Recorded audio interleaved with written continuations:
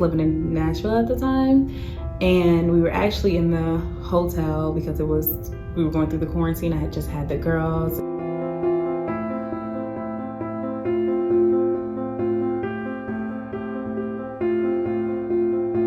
And I just felt like everybody was protesting and going out and just talking about all the things that were happening in the world. And I felt like I couldn't do that because I had 4-month-old babies and I was dealing with post-delivery complications. So I wanted to be in the fight, but do it in a way that I could keep my family safe. And I don't know, the story just kept playing and kept playing. One day I woke up and I was telling my husband, like, hey, I've had this thought in my head, but you know, it's just a story. And I was telling him about it and he was like, you should write it. I wrote it out in notes on my phone. He read it and he was like, this is amazing. Like, what would you call this? And I was like, this is why we protest. This is why we do this. So I drew rough sketches of each page and we went through different illustrators that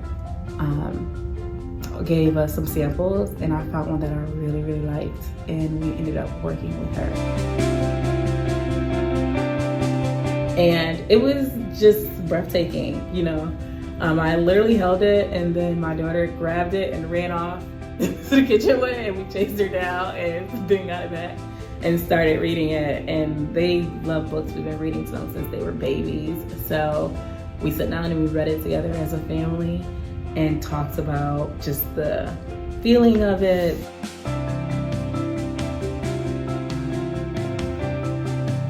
Every time something came up as far as what was going on with George Floyd and our history, I was like, these are gonna be things that's gonna be in their history books. These are gonna be things that they're going to have to find an adult in their family and write about how they felt when they were in quarantine, or how they felt when protests hit.